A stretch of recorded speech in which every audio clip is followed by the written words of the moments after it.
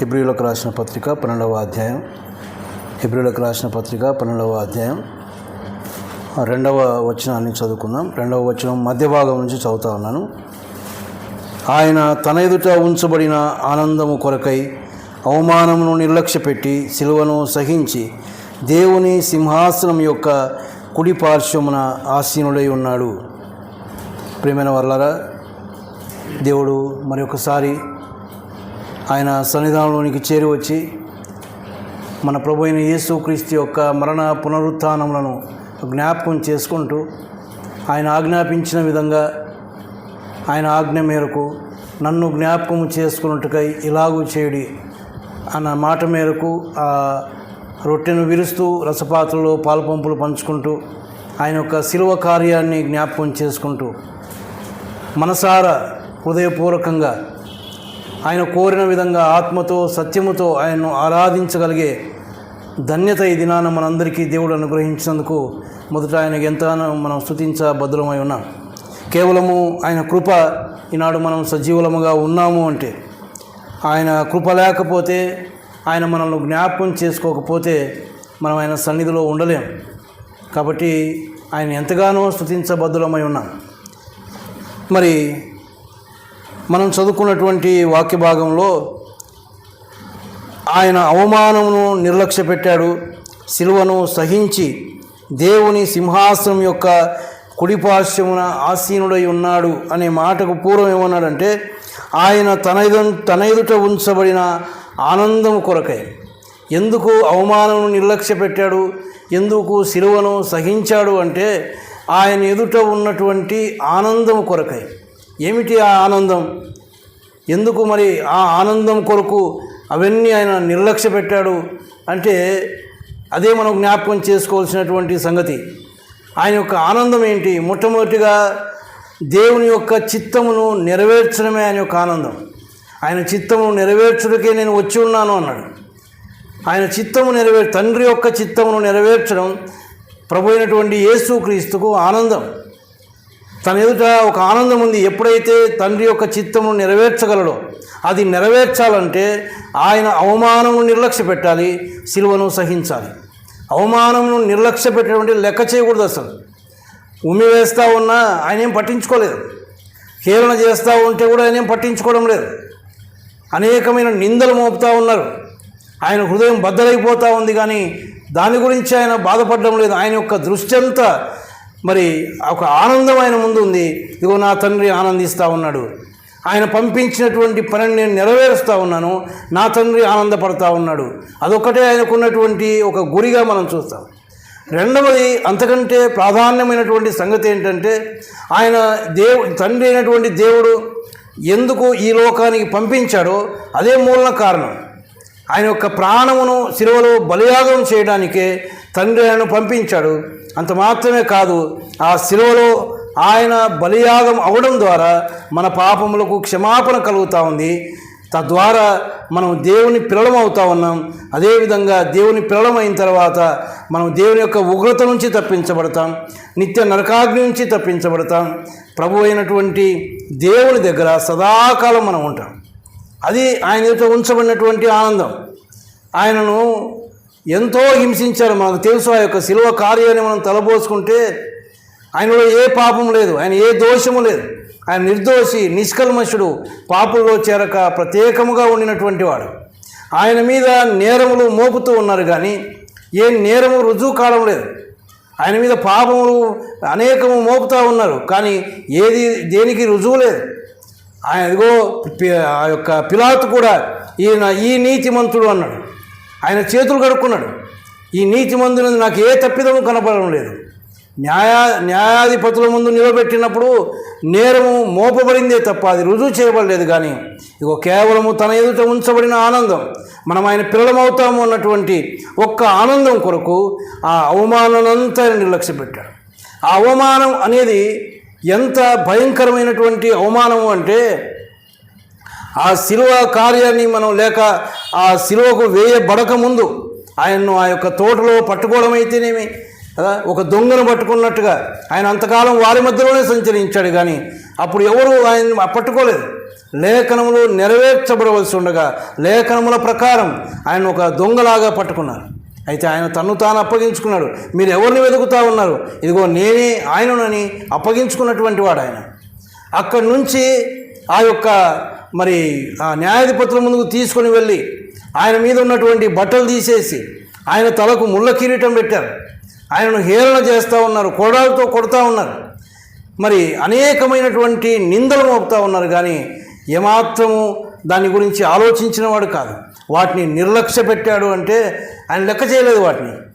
ఆయన గురి వాటి వైపు కాదు, అసలు వాటి మీద మనసు లేదు ఆయనకు. ఆయన యొక్క దృష్టి అంతా కూడా ఇగో మనం ఒక దినాన ఆయనతో కూడా ఉంటాం, సదాకాలము ఆయన పిల్లలముగా ఆయనతో కూడా ఉంటాము అనేది ఒక్కటే కనిపిస్తూ ఉంది. ఎంత ప్రేమ అండి ఆయనకు మన మీద. మానవుని పట్ల ఆయన చూపించిన ప్రేమ ఎంత అపారమైనటువంటి ప్రేమ. వాస్తవానికి అంత ప్రేమ ఆయన మన పట్ల చూపించడానికి పోనీ మనలో ఏదైనా మంచి ఉందా అంటే మనకే తెలుసు. కొన్నిసార్లు మన మీద మనకే అసహ్యం వేస్తుంది. మనం చేసే పనులు, మన పాప క్రియలు మన మీద మనకే అసహ్యం పుట్టించేటటువంటి పనులే. మనం దేనికి లోబడిన వారం కాదు. దేవుడు ఎన్నోసార్లు మనకు సువార్తను అందించాడు, అయినా కూడా నిర్లక్ష్య పెట్టినటువంటి దినాలు ఉన్నాయి, త్రోసిపుచ్చినటువంటి దినాలు ఉన్నాయి. ఆయన చేతులు చాపి మనల్ని పిలుస్తూ ఉండగా ఆయన ఏమాత్రం లెక్క చేసినటువంటి వాళ్ళం కాదు. అయినా వదిలిపెట్టలేదు ఆయన మన కోసం అనేక సార్లు తన వర్తమానాన్ని అందించి మనం తన పిల్లలం అయ్యే విధంగా మన మనసులో కార్యం జరిగించాడు. ఆయన ఒక ఉద్దేశం అదే, ఆయన వచ్చిన ఉద్దేశం అదే. ఏ మానవుడైతే పాపం చేసి దేవుని యొక్క సన్నిధిని పోగొట్టుకున్నాడో తిరుగా ఆ మానవుణ్ణి తన దగ్గర చేర్చుకోవడానికి ఆయన చేయవలసిన కార్యాన్ని ఆయన చేయడానికి ఏమాత్రం వెనుకంజ వేసినటువంటి వాడు కాదు అని మనం చూస్తూ ఉన్నాం. ప్రియమైన వాళ్ళారా, దేవుని యొక్క చిత్తము నెరవేర్చడం ఆయనకు సంతోషము, అదే సమయంలో ఆయన ఎదుట ఉన్న ఆనందం మనమే. నశించిన దాన్ని వెతికి రక్షించుటకు మనుష్య కుమారుడు లోకానికి వచ్చాడు. నశించిపోతున్నటువంటి మనల్ని రక్షించాలి. మరి అంత సులువైందేం కాదు. ఆ పాప క్షమాపణ అనేది అంత సులువుగా దొరికేది కాదు. దానికి ఆయన అనుభవించవలసినటువంటి శ్రమలు ఉన్నాయి.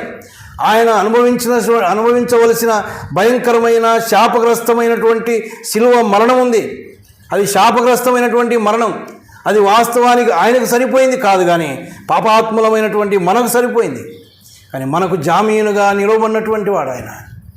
ప్రేమైన వాళ్ళారా, తన ఎదుట ఉంచబడిన ఆనందం కొరకై అవమానమును నిర్లక్ష్య పెట్టాడు. ఎంత ఆయన ఉన్నటువంటి ఆ యొక్క ఆనందము కేవలం మనమే మనం ఆయన సన్నిధిలో ఉంటాం. ఈనాడు మనకు ఆనందం దొరికింది, కానీ ఆయన ఆనందింపజేయని పరిస్థితిలో మనం ఉన్నాం. ఆ ఆనందాన్ని మనకిచ్చాడు ఆయన, ఆ పరలోక రాజ్యం మనకిచ్చాడు. ఎప్పుడైతే నమ్మినామో ఆ దినమే, ఆ క్షణమే తనతో కూడా మనల్ని కూర్చుండబెట్టుకున్నాడు. మనము నమ్మిన వెంటనే మనల్ని ఆయనతో కూడా కూర్చుండబెట్టుకున్నాడు. అది దేవుడు మనకిచ్చిన గొప్ప శ్రేష్టత.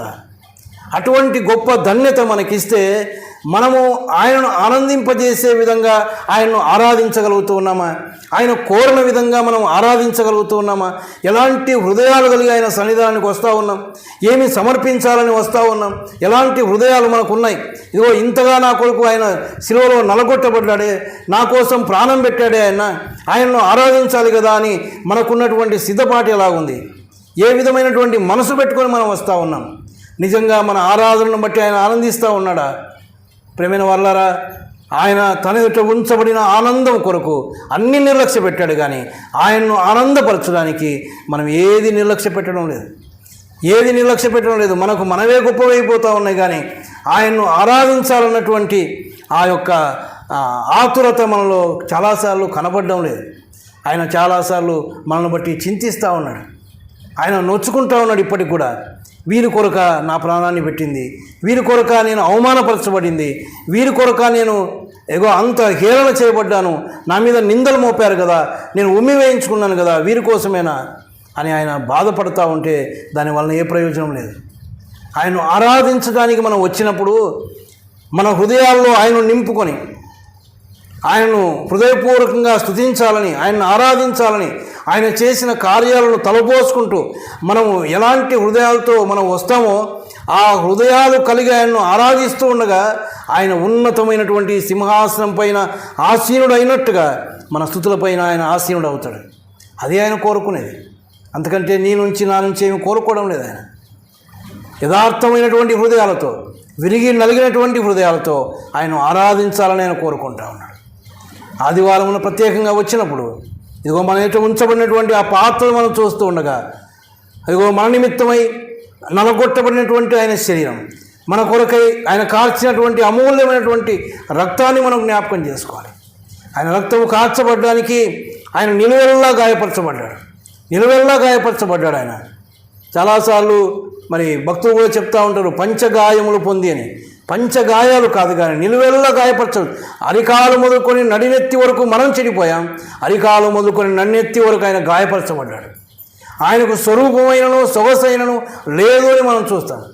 10,000 మందిలో గుర్తింపదగినటువంటి వాడు, మరి మహా ఉన్నతమైనటువంటి స్థితిలో, మహా తేజస్సులో, మహిమా స్వరూపుడుగా ఉన్నటువంటి వాడు. కానీ ఇదిగో ఆ యొక్క శిలువలో తన యొక్క స్వరూపాన్ని కోల్పోయాడు. ఆయన ఒక మాంసపు ముద్దలాగా వేలాడదీయబడినటువంటి వాడు. ఆయన యొక్క రక్తమంతా కారిపోయింది, శరీరమంతా నలగొట్టబడింది, శరీరమంతా గాయపరచబడింది. ఆ యెరూషలేము వీధుల గుండా ఆయన ఈడ్చుకొని వస్తూ ఉంటే ఆయన శరీరమంతా గాయమైపోయింది. ఆయన చేతులకు మేకులు కొట్టారు, కాళ్ళకు మేకు కొట్టారు, ప్రక్కలో బల్లెపు పోటు, తలకు ముళ్ళ కిరీటం, నిలువెల్లా గాయపరచబడి ఆ యొక్క శిలువలో ఒక మాంసపు ముద్దలాగా ఆయన వేలాడదీయబడతా ఉన్నాడు.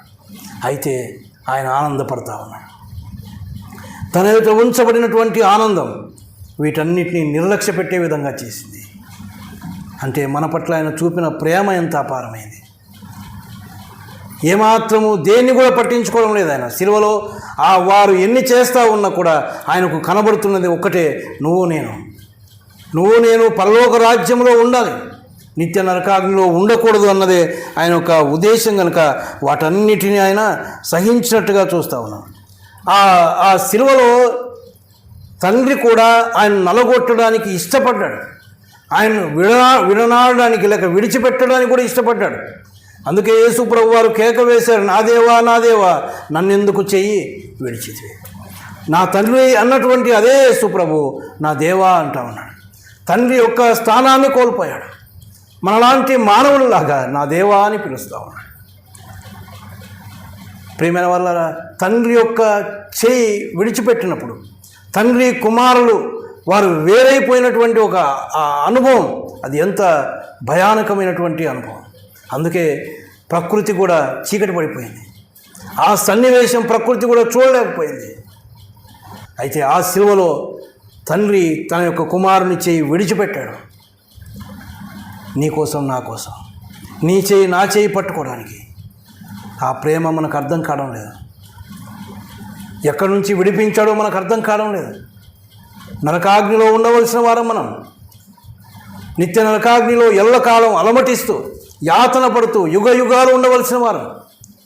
కేవలం ఒక్క మాట చేత ప్రభువా అనగానే మనల్ని కనికరించాడు, మనం తన పిల్లలుగా చేసుకున్నాడు.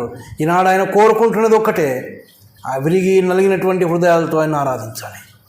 సిద్ధపాటు కలిగి మన హృదయాలను సిద్ధం చేసుకొని ఆయన దగ్గరకు వచ్చి ఆరాధించాలి. ఇది కూడా మనం చేయలేకపోతే దానివల్ల మనం ఎంత కృతజ్ఞత లేని వారం, మనం ఎంత దౌర్భాగ్యులం. ఇంకా మన గురించి మనం ఏం చెప్పుకోవాలో మనమే అర్థం చేసుకోవాలి. ప్రేమైన వాళ్ళరా, ఆయన మాత్రం తన ఎదుట ఉంచబడినటువంటి ఆనందం కొరకు శిలువను అవమానం నిర్లక్ష్య పెట్టాడు, శిలువను సహించాడు.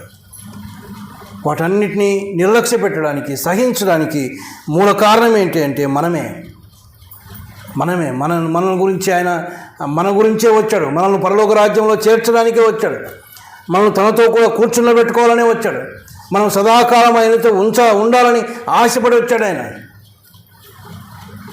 తను చేయవలసిన కార్యమంతా సంపూర్తి చేశాడు, సమాప్తమైంది అని పలికాడు. కానీ ఆయన పిల్లలమైనటువంటి మనం ఆయన సంతోషాన్ని మరి పరిపూర్ణం చేయగలుగుతా ఉన్నామా?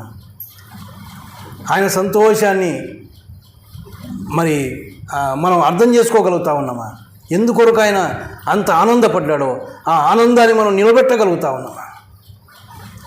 మన ఆరాధన ఎలాగుంది? ఆయన్ని ఎలాగ ఆరాధిస్తూ ఉన్నాం? ప్రేమైన వాళ్ళారా, యేసు ప్రభు ఆ శిలువలో ఆయన భరించినటువంటి ఆ యొక్క శ్రమలు చాలా భయంకరమైనటువంటివి. ఆయన ఈ లోకంలో సంచరిస్తున్నటువంటి దినాల్లో అనేక స్థలాల్లో ఆయన సంచరిస్తూ ఉండగా బహుజన సమూహం ఆయన వెంబడించింది.